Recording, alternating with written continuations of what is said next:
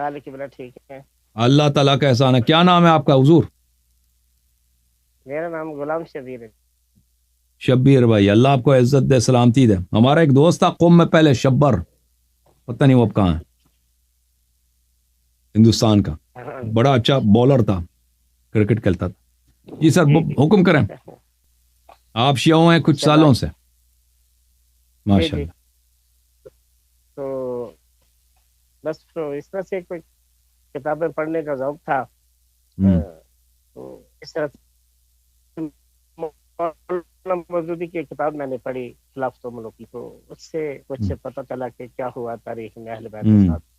تو اس طرح سے پھر جو ہے اپنا جو ہے پھر بعد میں اور بھی کتابیں مجھے پڑھنے کا موقع ملا.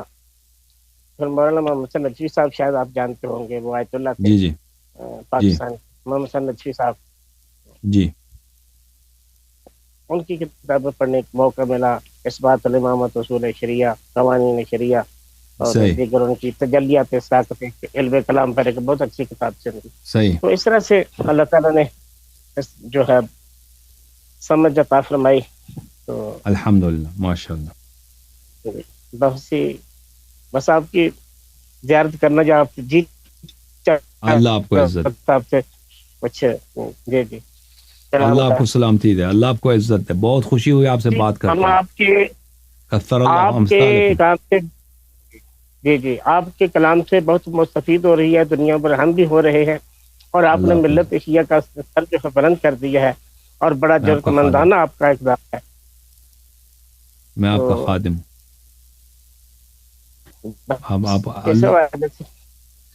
ارے تو باتیں ہیں.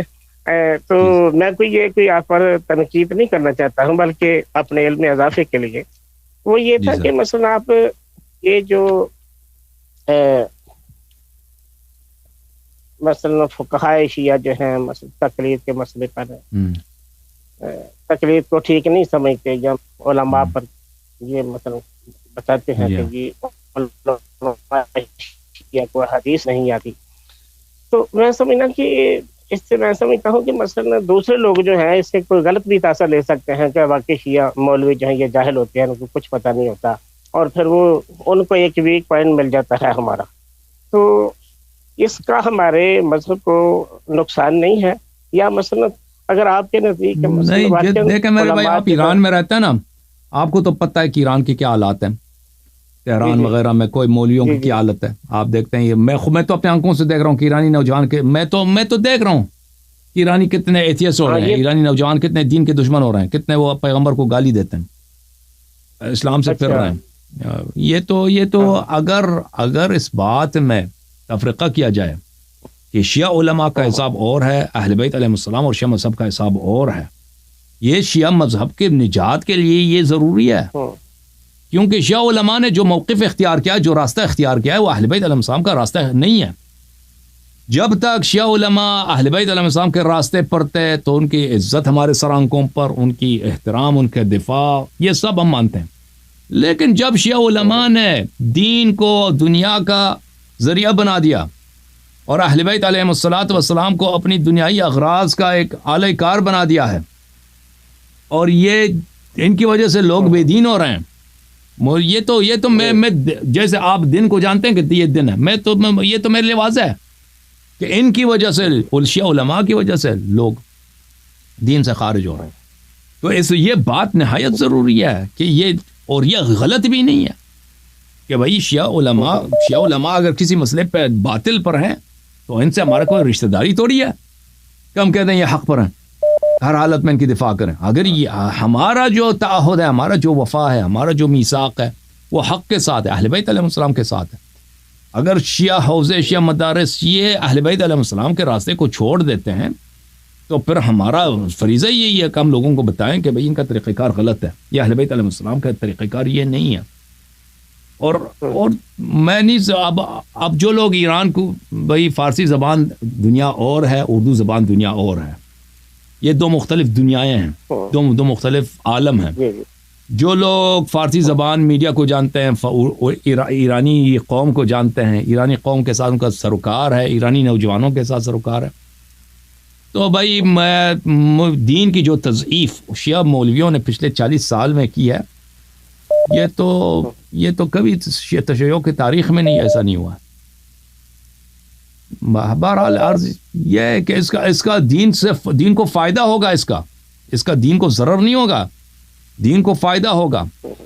کیونکہ لوگوں کو جب پتہ چل جائے، دیکھیں کیونکہ لوگ کیوں مذہبی شیعہ سے ہمارے نوجوان پھر رہے ہیں ایران میں اور کچھ حد تک افغانستان میں، اس لیے شیعہ علماء کی وجہ سے، شیعہ علماء کے مواقف اور اعمال کی وجہ سے، شیعہ مرجعیت کی وجہ سے. اگر ہم، اللہ جانتا ہے کہ کتنے لوگوں نے مجھے ای میل بھیجے ہیں، کال کیے ہیں ٹیلی گرام میں اور واٹس ایپ وغیرہ میں، کہ ہم تو شیعہ مذہب کو یہی سمجھ رہے تھے کہ جو شیعہ علماء کہہ رہے ہیں، فارسی زبان لوگ، اور کہتے ہیں آپ کی وجہ سے ہمیں پتہ چل گیا کہ یہ شیعہ مذہب یہ نہیں ہے جو علماء کہہ رہے ہیں اور جو علماء کر رہے ہیں، اور وہ واپس اہل بیت علیہ السلام کی طرف واپس وہ لوٹ گئے ہیں. تو عرض یہ ہے کہ یہ نہایت یہ جو ہم کر رہے ہیں اور یہ جو موقف ہے یہ نہایت ضروری ہے، اس کے علاوہ کوئی چارہ بھی نہیں ہے، اور یہ ہوگا انشاءاللہ تعالی. اور ایرانی قوم جو سمجھدار قوم ہے، اب خود قوم میں ہے. اس وقت مجھے جب ہم قوم میں پڑھتے تھے اللہ جان، اس وقت مجھے سمجھ نہیں آتی تھی کہ قوم کے جو لوگ ہیں علماء کو اچھی نظر سے نہیں دیکھتے. قوم کے جو اصلی قومی لوگ ہیں علماء کو اچھی نظر سے نہیں دیکھتے، حوزے کو اچھی نظر سے نہیں دیکھتے تھے وہ لوگ. مجھے سمجھ نہیں آ رہی تھی اس وقت یہ بات کہ کیوں ایسے ہیں، مذہبی بھی ہیں، بڑے ولائی بھی ہیں، بہت ہی ولائی. قوم کے لوگ اتنے ولائی ہیں اور اہل بیت علیہ السلام کے مخلص ہیں، ان جیسا شیعہ خالص شیعہ دنیا میں کم آپ کو ملے گا. مجھے یہ نہیں سمجھ آ رہی، اب مجھے سمجھ آتی ہے کہ وہ اس لیے کیوں ایسے تھے. وہ سے بالکل صحیح تھے.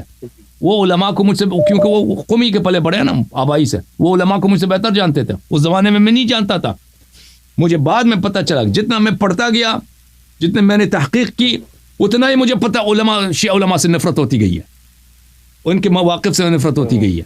میں معذرت کے ساتھ، میں بڑا آپ کا خادم ہوں، دس بستہ آپ سے گزارش کرتا ہوں، آپ میری جسارت کو، میری گستاخی کو معاف کریں.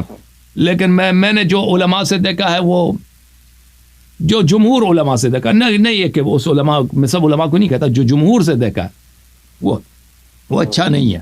جی سر بولیں، آپ کو کچھ حکم کریں. اب ہمارے جو مثلا سنی بھائی ہیں پاکستان میں ہی، وہ پھر ہمیں یہ کہتے ہیں کہ جب تک آپ کے لوگ بھی اس طرح بگڑے ہوئے ہیں، تو آپ کے لوگ بھی اس طرح بگڑے ہوئے ہیں، تو ظاہر ہے کہ یہ تو ایک قاعدہ ہے کہ اگر کسی بھی فن کے ماہرین جو ہیں، اگر ان پر ہی اعتماد اٹھ جائے اور وہی جو ہے قابل اعتماد نہ رہے، وہی با کردار نہ رہے، تو ظاہر ہے کہ عوام کو تو ان سے نفرت ہو جائے گی، ماں کے قریبی ہی نہیں آئے گا. سنی کئی دوست ہیں، وہ مجھے کہتے ہیں، مجھے کیا سب کو کہتے ہیں کہ جب آپ کے علماء بھی اسی طرح یہ بگڑے ہوئے ہیں تو پھر ہم کس پر اعتماد کریں. تو میں کہتا ہوں تھوڑا سا اگر اس سے اجتناب کر لیا جائے، ماشاءاللہ جو آپ جس طریقے سے چل رہے ہیں، یہ بہت اچھا طریقہ ہے کہ دین آل محمد کی اور دشمنان آل محمد کو جو ہے آگاہ کر رہے ہیں.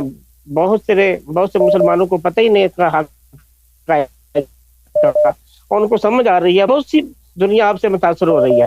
لیکن اگر علماء شیعہ کی بات ہی نہ کی جائے، صرف مذہب شیعہ کو بیان کیا جائے، تو یہ نہیں راستہ بہتر ہوگا، تاکہ ان کو موقع دیکھیں. اگر میں علماء شیعہ کی بات نہ کروں نا، علماء شیعہ بھی مجھے نہیں چھوڑتے، مجھے معاف نہیں کرتے. میں تو ان کو بالکل نہیں چڑھتا تھا. میں نے تو بہت صبر کیا ان کے خلاف. میں تو اللہ جانتا ہے کئی سالوں تک میں وہابیت کے خلاف، میں نے اب دیکھیں، میں اردو زبان میں، عربی زبان میں، اور اردو میں نہیں، فارسی اور عربی زبان میں تبلیغ کرتا تھا، شبہات کا جواب دیتا تھا. زندگی خطرے میں، خرچہ نہیں ہے، بغیر پیسے کے اپنے ذاتی محنت کرو، اپنا پیسہ اس کام میں لگاؤ، ٹھیک ہے نا. میں تو کر رہا تھا. یہ شیعہ علماء تھے جو پیچھے سے مجھے خنجر مار رہے تھے ہمیشہ. یہ شیعہ علماء تھے، شیعہ مراجع تھے. میں تو ان کو نہیں چھیڑ رہا تھا. میں تو ہمیشہ ان کا احترام، میں ہمیشہ کہتا تھا کہ میں ان کے جوتوں کو میں چومتا ہوں، اور میرا عقیدہ بھی یہی تھا اس زمانے میں ان کو اچھا سمجھتا تھا. لیکن جب میں نے جنہوں نے مجھ سے اتنا جنگ کیا، شیعہ علماء نے اتنی مخالفت کی، اتنا مجھ پہ انہوں نے اتنا مجھے پیچھے سے پھش سے خنجر مارا کہ مجھے چھوڑنا پڑا. یہ سب میں جو کام کر رہا تھا عربی و فارسی زبان میں، وہابیت کے خلاف، جماعت مخالفین کے خلاف، مجھے ان کے خلاف کہ یہ جو کہہ رہے ہیں یہ واقعا صحیح کہہ رہے ہیں یا غلط کہہ رہے ہیں، مجھے وہ سب چھوڑنا پڑا. ان کے مواقف کو دقیق علمی نگاہ سے دیکھنا پڑا. جب میں نے مطالعہ کیا ان کے مواقف کا کہ بھائی جن کو میں مقدس سمجھ رہا تھا یہ مقدس نہیں ہے, یہ جب مجھے پتہ چلا کہ یہ بڑے منحرف لوگ ہیں, یہ بہت ہی منحرف لوگ ہیں, تو جب مجھے یہ پتہ چلا تو پھر میں نے علمی لحاظ سے ان کے متعلق بات کیا. ان کا جو عقائد ہیں اور شیعہ علماء کے جو مواقف ہیں ان کے خلاف میں نے لیکچرز دے دے, تو ان کے یہ جواب نہیں دے سکے پھر بھی, تو ان کی دشمنی مزید مجھ سے بڑھ گئی. تو عرض یہ ہے کہ شیعہ علماء نے خود دیکھیں بھائی میں ان کو نہیں چڑھتا تھا, انہوں نے خود مجھ سے دشمنی شروع کیا. اور پھر میں نے کیا کیا, میں نے ان سے دشمنی نہیں کی. میں نے کہا میں ان کے مخالفت نہیں کرتا جب تک میں اچھی طرح سے ان کے مواقف کا, ان کے عقائد کا میں پرکھ لوں کہ یہ کہتے کیا ہیں, کیا وہ ان کی بات صحیح یا غلط ہے. جب میں نے ان کی بات کتاب کھولی ہے تو دیکھا ہے کہ اندر گند ہی گند نظر آیا. تو پھر اب تو ہمارے درمیان آشتی ہونا ناممکن ہے, کیونکہ مجھے یقین ہے کہ یہ باطل کے راستے پر ہیں.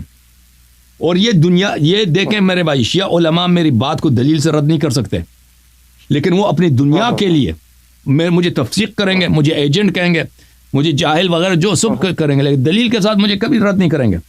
اس لیے ہمارے درمیان کبھی آشتی ممکن نہیں ہے, اکٹھے آنا ممکن نہیں ہے, کیونکہ وہ اپنے باطل سے ہاتھ نہیں اٹھائیں گے, کیونکہ اس کے دنیائی منفعت ہے ان کی. اور میں حق سے کیوں ہاتھ اٹھاؤں, میں حق پر ہوں, میری باتیں صحیح ہیں, میں ان کے متعلق جو کچھ کہتا ہوں وہ دلیل کے ساتھ کہتا ہوں. شیعہ علماء آج مرجعیت کو ثابت کریں, اجتہاد تقلید کو ثابت کریں, وہ میں ختم, میری بات ہی ختم ہے. وہ بتائیں نا جو باتیں ہمارے درمیان اختلافی ہیں ان پہ بات کریں, ان کے پاس کوئی دلیل ہے تو نہیں. جی سر ٹھیک ہے. تو ماشاءاللہ جی آپ ٹھیک ہے, آپ جیسے بھی فرما رہے ہیں ٹھیک ہوگا, ٹھیک ہی ہے, چلو. لیکن اچھا یہ جو تقلید کا مسئلہ, میں کہہ رہا ہوں کہ مجھے بھی تقلید سے ضرور ہی اتنا, بس سوال اکثری طور پر ذہن میں اٹھتے ہیں کہ آخر یہ جو تقلید ہے وہ صرف جیسا کہ ایک دن آپ وہ جو ہے سید زادی کے نکاح کے بارے میں ایک دن بیان کر رہے تھے کوئی ذاکر کے ساتھ, تو اس نے ایک غلط روایت حدیث کا ترجمہ غلط کیا, تو آپ نے اس کی تصحیح کی کہ نہیں آپ نے اس کا ترجمہ ٹھیک نہیں کیا ہے. تو اگر عوام جو ہے ان کو مسئلہ تقلید پر اگر آزاد چھوڑ دیا جائے کہ وہ خود کتابیں پڑھے, ظاہر ہے وہ عربی نہیں جانتے, تو وہ ظاہر ہے مثلا احکام فقہی احکام جو ہے ان کو سمجھ نہیں پائیں گے, وہ خود سمجھ نہیں پائیں گے. تو اس صورت میں پھر جو ہے کیا وہ دین اسلام کی جو تعلیم ہے, ہمارے پیشوا میں دین کی جو تعلیمات ہے, ان کو اگر صحیح سمجھیں گے نہیں تو ان پر عمل بھی ان کا صحیح نہیں ہوگا. تو ماہر اس خیال سے رجوع کرنا ضروری ہے, اپنا احکام جو ہے شریعت کے عالم سے ہمیشہ رجوع کرنا ضروری ہے, عالم سے ہمیشہ رجوع کرنا ضروری ہے, لیکن عالم کا کلام حجت نہیں ہے. صرف ہمارا حق یہ حرف یہ ہے, گفتگو یہ ہے کہ حجیت صرف اہل بیت علیہ السلام کا ہے. عالم کا تقلید کہتا ہے کہ عالم کا کلام حجت ہے. ہم عرض یہ کر رہے ہیں کہ عالم کا کلام حجت نہیں ہے, اہل بیت علیہ السلام کا کلام حجت ہے. عالم اس کے علاوہ کوئی چار موجودہ دور کے علماء نہیں ہیں, ان علماء کو حدیث آتی نہیں ہے, یہ ان سے کیا رجوع کریں گے؟ اس عالم سے جو آپ کو حدیث سمجھا دے اس سے رجوع کر, وہ امام کا خلیفہ ہے, امام کا جانشین ہے, نبی صلی اللہ علیہ وسلم کا نائب ہے. وہ عالم جو آپ کو کلام اہل بیت علیہ السلام سنا ہے, اس سے رجوع کرنا ہر شیعہ کا فرض ہے. اس کا عزت کرنا, اس کے سامنے سر جھکانا ہر شیعہ کا فرض ہے. وہ اللہ کی جانب سے اور رسول صلی اللہ علیہ وسلم کی جانب سے اور اہل بیت علیہ السلام کی جانب سے آپ پہ اللہ کے حجت ہیں. وہ علماء جو آپ کو اہل بیت علیہ السلام کے احادیث آپ کو سمجھاتے ہیں, سکھاتے ہیں, یہ ان سے رجوع کرنا واجب ہے, ضروری ہے, ٹھیک ہے نا. لیکن جو علماء کہتے ہیں کہ آپ حدیث سمجھ ہی نہیں سکتے, ہمارا کلام آپ پہ حجت ہے, یہ بدعت ہے, یہ کفر باللہ ہے. تو یہ اہل بیت علیہ السلام کے طریق سے یہ انحراف ہے. اگر عالم لوگ کو حدیث سکھائے نا, لوگ حدیث سمجھ سکتے ہیں, کیوں نہیں سمجھ سکتے؟ یہ جھوٹ مشہور کر دیا کہ بھئی لوگ سمجھ ہی نہیں سکتے. وہ خود پڑھتے, حدیث نہیں پڑھتے, وہ کہتا ہے حدیث لوگ نہیں سمجھ سکتے. اس سے ان کا کیا مراد ہوتا ہے؟ ان کے اپنے جو نظریات ہوتے ہیں نا فقہ میں, جو پیچیدہ فقہی ابحاث ہوتے ہیں, جن کا حدیث وغیرہ کچھ ہوتا نہیں, ان کے اپنے نظریات ہوتے ہیں. کہ صاحب جواہر نے یہ کہا, صاحب خوئی نے یہ کہا, وہ نظریات ہوتے ہیں جو پیچیدہ, وہ عبارات پیچیدہ ہوتے ہیں. وہ تو حدیث نہیں ہے. حدیث تو بہت آسان ہے کہ امام جعفر صادق علیہ السلام نے بولا اس طرح وضو لے لو، اس طرح نماز پڑھو، اس طرح شکیات کا مسئلہ یہ وہ علماء کے فتوے سے زیادہ آسان ہے. ٹھیک. تو یعنی وہ جو جن کو آپ فرماتے ہیں کہ وہ مثلا ان کے وہ حدیث بیان کریں تو ٹھیک ہے، جو ان کے آپ فیصلہ ہوگا کہ وہ ان کی اپنی ذہنی اختراع ہے یا کہ معصومین کی حدیث ہے، صرف فیصلہ کون کر سکے گا؟ کس کا ہوگا فیصلہ؟ تو اصول دین میں کیسے فیصلہ کرتے ہیں نا؟ عوام کو بہت کچھ سمجھ آ جاتی ہے. اس طرح نہیں، عوام ہے لیکن وہ گدھے تو نہیں ہے.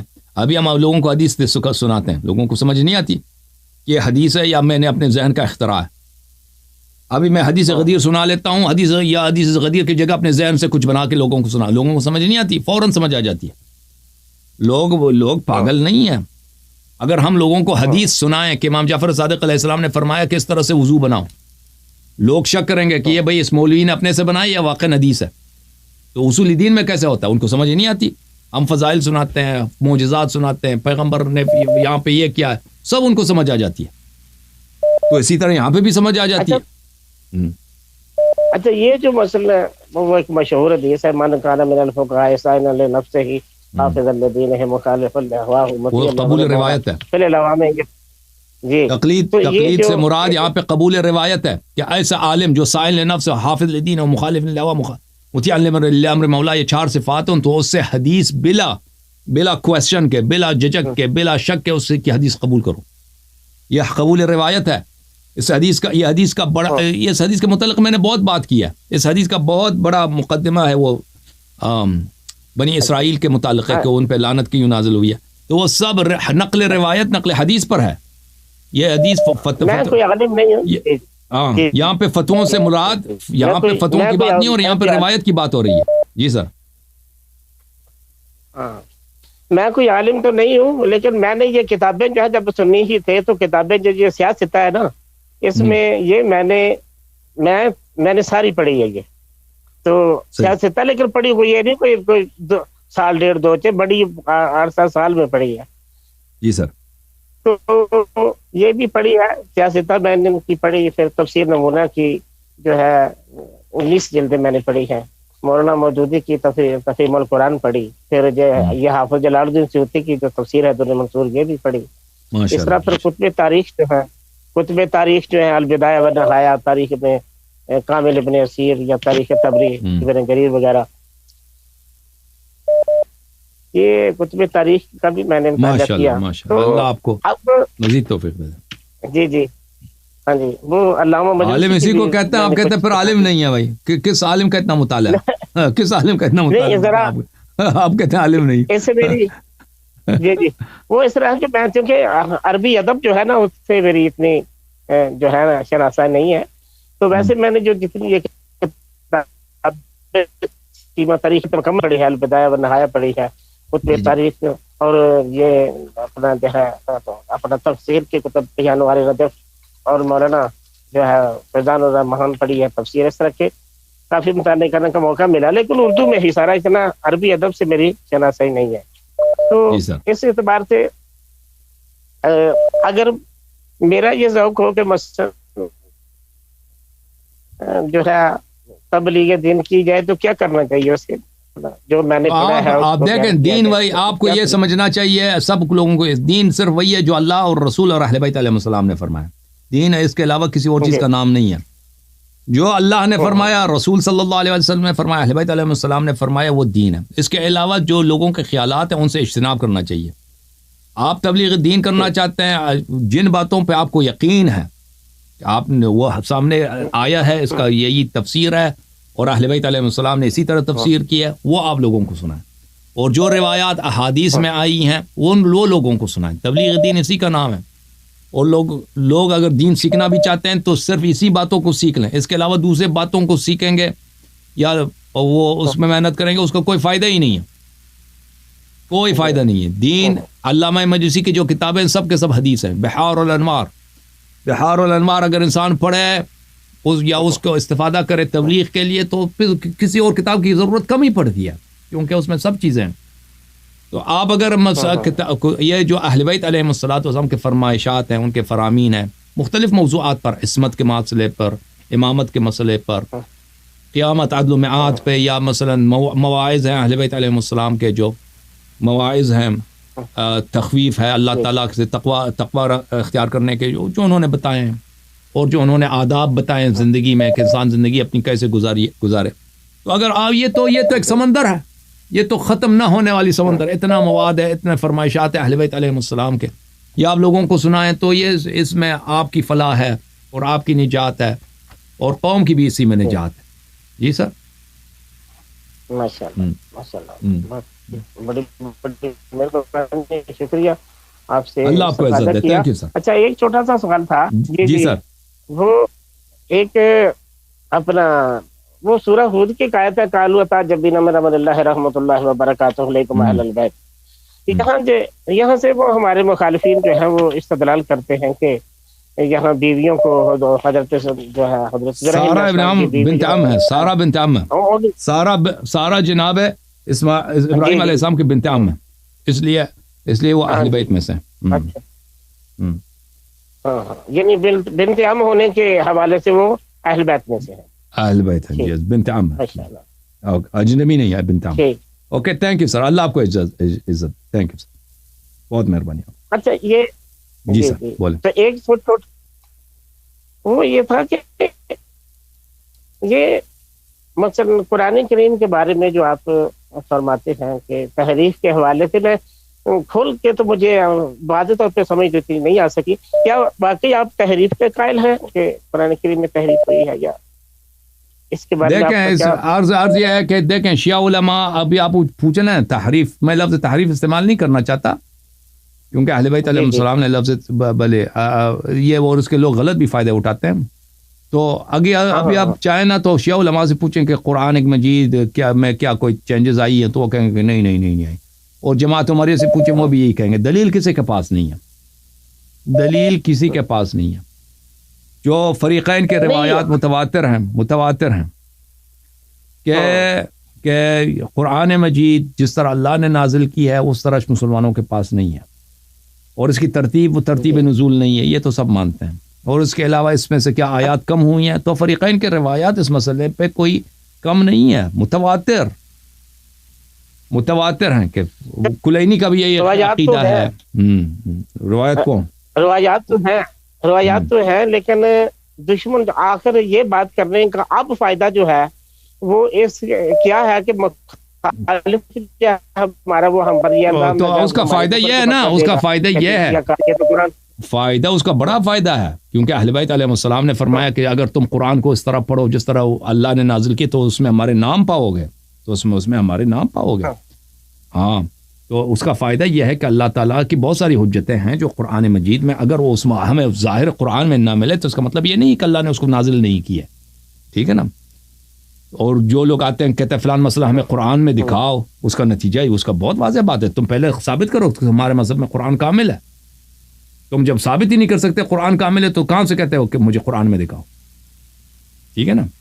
قرآن اگر تمہارا عائشہ، تمہارا عمر، تمہارا ابو بکر، تمہارا عبداللہ ابن مسعود، ابی ابن کعب سب کہتے ہیں قرآن ناقص ہے، تو تم کس منہ سے آ کے کہتے ہو کہ فلان مسئلہ قرآن میں ہمیں دکھا دو. اچھا عرض یہ ہے کہ اگر تحریف مقصد جو ہے قرآن کریم، اور اس کے علاوہ میں عرض کروں کہ کوئی حدیث کچھ بھی نہیں ہے، نہ شیعہ کتب میں، نہ مخالفین کے کتب میں، اور نہ کسی صحابی کا قول ہے کہ قرآن کامل ہے. یہ جو کہانی شروع کر دی نا جماعت عمریہ کے علماء، قرآن کامل ہے، یہ چیز کی کوئی دلیل ہی نہیں ہے. اور شیعہ علماء بھی وہی نغمہ لوگوں کو سناتے ہیں، وہی گن سناتے ہیں لوگوں کو، ان کے پاس بھی کوئی دلیل نہیں، بلا وجہ ایسے مشہور کر دیا. اچھا تو یہ مثلا اب ہم جہاں تک کہ میں نے تھوڑا سا اس موضوع پر پڑھا ہے وہ یہ ہے کہ مثلا کہتے ہیں کہ جی پچھلی جو قومیں تھیں، امتیں تھیں، ان کی قومیں جب ان کی پیغمبروں کی لائی ہوئی تعلیم میں تحریف کر دیتی تھی تو پھر اللہ تعالیٰ جو ہے دوسرے پیغمبر کو بھیجتے تھے تاکہ وہ ان کی تعلیم کو جو تحریف ہوئی سے پاک کر دیتا تھا. جب مثلا اس میں جو بدعات ڈال دی گئی ہوتی یا اس میں تحریف کر دی گئی ہوتی اس کو پاک کر دیتا تھا، پھر نئے سرے سے اس کو جو ہے مثلا اسی حالت میں لے آتا تھا، دوسرا پیغمبر آ کے اس کی جو ہے اصلاح کر دیتا تھا. تو اگر ہم تحریف مانیں تو پھر تو یہ ہوگا کہ مثلا نبی کریم کے بارے میں فرما دیا کہ ما کان محمد ابا احد من رجالکم، کہ آپ کے بعد کوئی نبی نہیں، خاتم النبی ہے، آپ نبی، آپ کے بعد کوئی نبی نہیں ہے. تو ظاہر ہے کہ جب اسلام کی بنیادی کتاب جو ہے وہ بھی اگر تحریف سے محفوظ نہ رہی ہو تو پھر تو یہ جو ہے یہ تو مثلا پھر اس چیز کی ڈیمانڈ ہے کہ پیغمبر آنا چاہیے، تو تاکہ وہ پیغمبر سے بہتر آئے گا نا، پیغمبر سے بہتر آئے گا. ہمارے امام مہدی علیہ السلام سب انبیاء سے افضل ہیں، وہ سب انبیاء سے افضل ہے، ٹھیک ہے نا، پیغمبر سے بہتر آئیں. تو ابھی آپ نے جو کہا ہے نا، ابھی جو پرانی امتوں میں کتابیں تحریف کی گئیں، تو یہ تو شیعہ اور مخالفین دونوں کی روایات ہے. لَتَرْكَبُنَّ سُنَنَ مَنْ كَانَ قَبْلَكُمْ شِبْرًا بِشِبْرٍ وَذِرَاعًا بِذِرَاع، کہ تم پرانے اپنے امت جو بھی پرانے امتوں میں جو باتیں پیش آئی ہیں یہ امت اس پہ عمل کریں گی، منہ بمنہ، قدم بقدم، شبر بشبر ان پہ عمل کریں گی. تو پرانے امتوں میں سب میں یہ ہے کہ انہوں نے اپنی کتاب کی تحریف کی، اپنی شریعت کی تحریف کی، اپنی سنت کی تحریف کی، ٹھیک ہے نا. جب پیغمبر صلی اللہ علیہ وسلم نے متواتر روایات وعدہ دیا کہ یہ امت بھی وہی کرے گی، ہاں، اور قرآن کا استثناء نہیں کیا انہوں نے، تو ایک تو واضح دلیل ہے کہ ہاں. تو لیکن جی جی جی عرض یہ ہے کہ مثلا یہود و نصارہ کی کتابوں کے بارے میں ہم یہ کہتے ہیں کہ وہ قابل اعتماد نہیں ہے اور ان پر تعریف ہو چکی ہے. تو ہماری کتاب اگر کسی حالت میں ہے تو پھر اب ہم اور وہ برابر ہو گئے. ایک تو دوسرا یہ ہے کہ امام مہدی علیہ الصلوۃ والسلام جو ہے ظاہر ہے کہ یہ امت یہود سے بدتر ہے، الہی جو ہے وہ تو بھائی یہ امت یہود سے بدتر ہے. یہ امت کس نے کہا کہ یہود برابر ہے؟ یہ امت یہود سے بدتر ہے. اچھا جیسا کہ آپ نے فرمایا اس امت نے جو اہل بیت علیہ السلام کے ساتھ کیا ہے وہ یہودیوں نے نہیں کیا، عیسائیوں نے نہیں کیا، اس امت نے کیا. ہم کہہ دیں کہ یہ امت یہ امت جو ہے، یہ امت بڑے، یہ ہماری جو امت ہے یہ بڑی ملعون امت ہے، یہ کوئی اتنا کوئی مبارک امت نہیں ہے. صرف اس میں وہی خود پیغمبر نے کہا کہ اس کی امت کے 73 فرقے ہوں گے، سب جہنمی سوائے ایک فرقے کے. تو یہ کون سے یہ مرحوم ہے یا ملعون ہے جس کے سب جہنمی سوائے ایک فرقے کے؟ بہت پیاری بات فرمائی آپ نے، بہت پیاری اپنا جو ہے یہ تفسیر فرمائی ہے. اس لیے کہ سب سے بڑی بات یہ ہے کہ کسی بھی پیغمبر نے، کسی بھی نبی کی امت نے جو ہے اگر کسی نبی کو نبی مان لیا ہے، اللہ کا نمائندہ مان لیا، تو اس کی اولاد کے ساتھ اس طرح نہیں کیا ہے. جنہوں نے مثلا بنی اسرائیل جو ہے وہ قرآن کریم میں یہ ہے کہ وہ ان کے تو برکات جو ہے وہ اپنا ترک آل موسیٰ و ہارون والی آیت جو ہے کہ اللہ پاک فرماتے ہیں کہ جو اس کا بھی وہ احترام کرتے تھے. تو اس امت نے جو اپنے نبی کی جو ہے خاندان اس کے ساتھ جو کچھ کیا ہے واقعی ٹھیک ہے، اس نے جو ہے اس امت نے ان قوموں سے، ان امتوں سے پیچھے نہیں رہی. تو اب یہ جو ایک بات آپ نے فرمائی ہے کہ امام مہدی جب آئیں گے تو ظاہر ہے کہ وہ پیغمبر تو نہیں ہوں گے، تو شریعت جو ہوتی ہے، قوانین جو ہوتے ہیں خدا کی طرف سے، جیسا کہ عرض یہ ہے کہ دیکھیں تو صرف یہ قرآن تو نہیں ہے، سنت بھی ہے. دیکھیں سنت بھی مفقود ہے.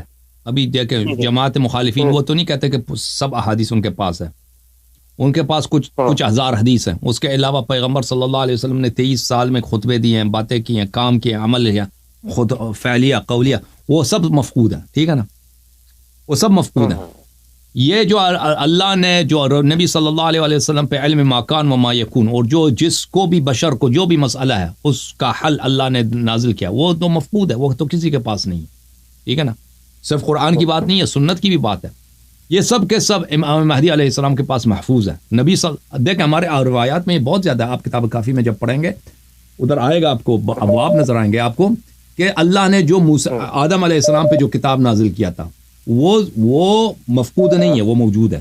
جو شیس پہ نازل کیا تھا، جو اللہ تعالیٰ نوح علیہ السلام پہ، ابراہیم علیہ، موسیٰ، عیسیٰ، باقی انبیاء پہ جتنا ابھی علم نازل کیا، وہ کوئی بھی وہ رفع نہیں ہوا، وہ سب موجود ہے. اور نبی کریم صلی اللہ علیہ وسلم پہ جو کچھ نازل ہوا وہ سب کے سب موجود ہیں. کس کے پاس؟ اہل بیت علیہ السلام کے پاس.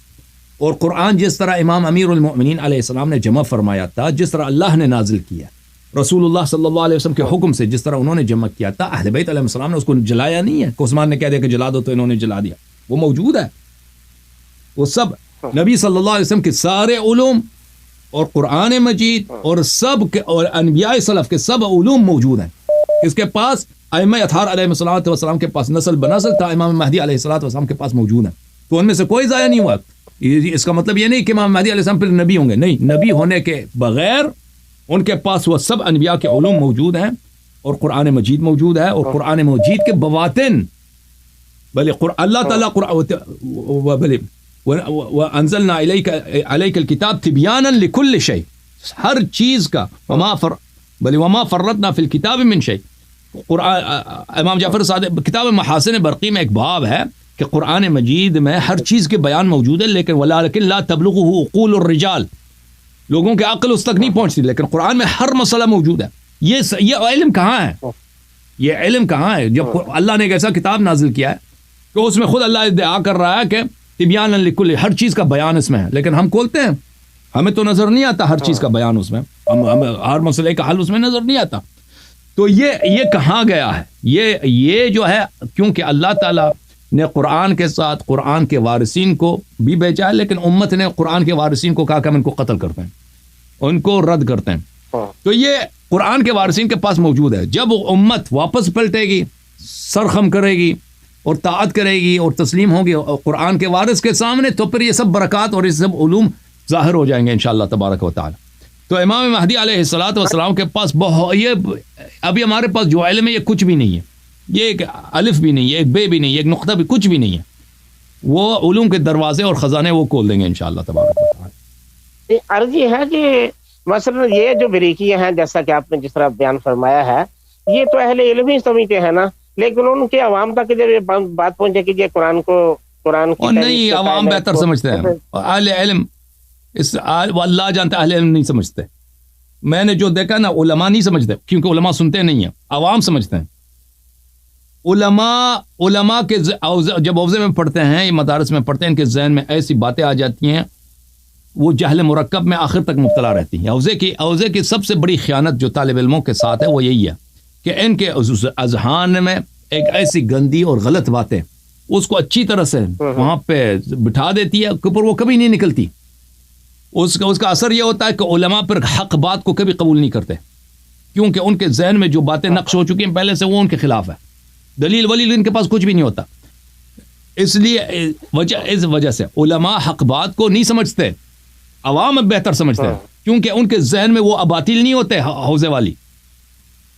تو میرا جو تجربہ ہے, عوام بہت بہتر ہے علماء سے, اور عوام حق بات کو سمجھتے بھی ہیں اور اس کو قبول بھی کرتے ہیں, لیکن علماء ان کو حق بات سنا بھی دیں 10 مرتبہ وہ نہیں سمجھتے, بلکہ سنتے ہی نہیں ہیں, وہ سننے کے لیے بھی تیار نہیں ہوتے, نہ وہ مطالعہ کرتے ہیں. اکثر علماء نہ مطالعہ کرتے ہیں, نہ حق بات کو سننے کے لیے تیار ہوتے ہیں, اور اگر وہ سن بھی لینا, کیونکہ ان کے ذہن میں جو اوہام ہوتے ہیں اس کے خلاف ہوتے ہیں, تو پھر اس کو تسلیم بھی کرنا ان کے لیے بہت مشکل ہوتا ہے. یہ علماء کے خلاف ہمارا جو موقف ہے علماء کے خلاف یہ بڑا ٹائٹ ہے. یہ جو جی سر بولیں. اس طرح کے بہت سے ایسے سنی میرے دوست ہیں کہ جو جب آپ کی گفتگو سنتے ہیں تو وہ مجھے کئی دفعہ ہم بیٹھتے ہیں تو کہتے ہیں کہ بھائی اب ہمیں پتہ چلا ہے کہ واقعی پہلے تو ہم یہی سمجھتے تھے کہ بس ان کے ہوتے ہیں, ان کو کچھ بھی پتہ نہیں ہوتا, ادھر ادھر کی بنا کے باتیں کرتے ہیں. اب تو ہمیں پتہ چلا ہے کہ بڑے بڑے مفکرین آپ کے مذہب میں موجود ہیں, تو خوشی بھی ہوتی ہے. لیکن اس طرح کی جب جو باتیں سنتے ہیں نا, مثلا قرآن کریم کے بارے میں, پھر تھوڑا سا ان کو جو ہے نا وہ ان کے ماننے میں نہیں آتی, اور پھر وہ اعتراضات کی جو ہے بارش کر دیتے ہیں کہ یہ بات ذرا ہماری سمجھ میں نہیں آتی. ویسے آپ کے ہر بات سے وہ متاثر ہوتے ہیں, یہ بھی مانتے ہیں کہ صاحب نے جو کچھ کیا, جس طرح کہ اہل بیت کے ساتھ ہوا, جس طرح آپ بیان کرتے ہیں, بالخصوص شیخین کے بارے میں یا دوسرے صاحب کے بارے میں, سب کہتے ہیں کہ واقعی کی باتیں سب ہوئی ہیں, ہمارے علماء نے تو بتائی نہیں. لیکن ان کس طرح کی باتوں پہ یا تقلید کے مسئلے پر یا علماء کے مثلا خلاف یا پھر تحریر, اس طرح کی باتوں کو ان کی سمجھ میں نہیں آ رہی. یہ ہمارے تجربے میں جو بات آئی ہے, تو اس کا جو ہے ہم کیا حل کر سکتے ہیں. یہ یعنی یہ میرا اپنا تجربہ ہے اس طرح کے, وہ یہ باتیں ان کی سمجھ میں نہیں آ رہی, بس دوسری آپ کی ساری باتیں مانتے ہیں. جی وہ دیکھیں سب باتیں سب لوگ دیکھیں, ہم یہاں پہ جب گفتگو کرتے ہیں تو ہمارے لیے سہولت نہیں ہوتی کہ ہم ایک ٹاپک کو چھیڑیں, ایک ٹاپک کو چھوڑ دیں, کیونکہ لوگ سوال کرتے ہیں. اور بہت دفعہ لوگوں کے سوال سے یا علماء کے سوالات کی وجہ سے ہم مجبور ہوتے ہیں کہ بعض مسائل کو ہم کھول دیں. لذا یہ ہماری یہ سہولت نہیں ہے کہ ہم اگر ہم صرف تقریر کرتے ہیں نا، یہاں پہ صرف تقریر کا پروگرام ہوتا ہے کہ ہم یہاں پہ تقریر کرتے ہیں، سوال نہیں لیتے، گفتگو نہیں کرتے، تو پھر تو ہو سکتا تھا کہ ہم بہت سارے مسائل کو نہ چھیڑیں، بہت سارے مسائل کو ہم ترک کر دیں، وہ باہر سے گول کر کے اس کو. ہاں لیکن کیونکہ یہاں پہ مناظرات ہوتے ہیں، گفتگو ہوتے ہیں، لوگ سوال کرتے ہیں، تو ہمیں بہت سارے مسائل کو کھولنا پڑتا ہے. جہاں تک قرآن مجید کا تعلق ہے یا تقلید کا تعلق ہے، میں نہیں سمجھتا کہ لوگ اس کو نہیں سمجھ سکتے. اگر لوگ سن لیں تو ان کو اچھی طرح سے سمجھ آ جائے گی. اور تقلید ایک باطل چیز ہے، اس کی بطلان بدیہی ہے. اگر انسان تصور کرے کہ تقلید کہتے ہیں کس کو ہے، تقلید کا مطلب یہی ہے کہ اہل بیت علیہ السلام کے کلام کو آپ نہیں سمجھ سکتے، اسی لیے جو ہے علماء کے کلام آپ پہ حجت ہے. یہ نہایت ہی باطل چیز ہے. یعنی لوگ سب گدے ہیں، ان کو اہل بیت علیہ السلام کا کلام نہیں سمجھ آ، کیوں نہیں سمجھ آ سکتی؟ سمجھ آ سکتی ہے. اور کیوں ایک غیر معصوم کے کلام کیوں حجت ہو؟ جب وہ خطا کر سکتا ہے اس کے کلام کیوں حجت ہو؟ یہ تو لازمی بات ہے. اگر وہ خطا کر سکتا ہے تو اس کا مطلب یہ ہے کہ اس کا کلام حجت نہیں ہے. پر تو یہ تقلید اس کا بطلان بدیہی ہے. اور جہاں تک قرآن مجید کا تعلق ہے تو یہ وہ لوگ قبول نہیں کریں گے نا جو بالکل بات کو سنیں گے نہیں، صرف اتنا سنیں گے ایک شیخ سرخی کے حد تک کہ بھائی اللہ یہ کہتا ہے کہ قرآن میں تبدیلی ہوئی ہے. ہاں اس حد تک اگر وہ سنیں تو لازمی بات وہ رد کریں گے. لیکن اگر وہ دلیل کے ساتھ سنیں 5 منٹ بھی تو ہماری بات ان کو سمجھ آئے گی اور اکثر لوگ قبول کریں گے. اور یہاں پہ بہت سارے مناظرات ہو چکے ہیں قرآن مجید کے موضوع پر، تو وہاں پر تو ان کے علماء تو ہم تو دعوت دیتے ہیں کہ بھائی دلیل لے کے آؤ. تم ایک صحابی کا قول لے کے آؤ، اس فلان صحابی نے کہا قرآن کامل ہے، پیغمبر کی حدیث نہیں ہے، قرآن کی آیت نہیں ہے، صحابی کا قول نہیں ہے، اور کوئی دلیل دے دو بھائی. اس کو بھی چھوڑتے ہیں، کوئی بھی ان کے پاس کوئی دلیل ہی نہیں ہے سوائے کس کا؟ اجماع کے. کہتا ہے ہمارا اجماع ہے کہ قرآن کامل ہے. وہ کیسا اجماع ہے کہ اس میں صحابہ شامل نہیں ہے؟ اجماع ایسا کہ اس میں عائشہ اس کا مخالف، ابو بکر اس کا مخالف، عمر اس کا مخالف، عثمان اس کا مخالف، عبداللہ ابن مسعود اس کا مخالف، ایک صحابی اس اجماع میں شامل نہیں ہے. لعنت ایسے اجماع پر. کیوں؟ یہ جھوٹا اجماع ہے نا. ان کے پاس کوئی دلیل نہیں ہے. جہاں تک شیعوں کا تعلق ہے یہ تو ان سے زیادہ گئے گزرے. اہل بیت علیہ السلام کے یہ کہتے ہیں ہم شیعہ اہل بیت علیہ السلام کے کلام کو مانتے ہیں. وہ کوئی حدیث لے کے آؤ نا کہ قرآن کامل ہے. کوئی حدیث کوئی روایت نہیں. اس کے مقابلے میں روایت تو بہت سارے ہیں. تو ہمارا کام ہے اہل بیت علیہ السلام کی اتباع اور تصدیق. اب شیعہ علماء اس بات کو نہیں مانتے نا. شیعہ علماء کہتے ہیں اہل بیت علیہ السلام سے زیادہ جانتے ہیں. ہم اہل بیت کہتے ہیں کہ اہل بیت کا موقف قرآن کا مطلب کچھ اور ہے، شیعہ علماء کا موقف کچھ اور ہے. تو یہ ہے نا ان کی مصیبت. ماشاءاللہ جی، اللہ آپ کو عزت دے، اللہ آپ کو عافیت عنایت کرے. ماشاءاللہ بڑی بڑی شکریہ، مہربانی آپ کو. اللہ آپ کو سلام. بہت مہربانی آپ کے ساتھ، بہت مہربانی. اللہ آپ کو سلام. تھینک یو میرے بھائی.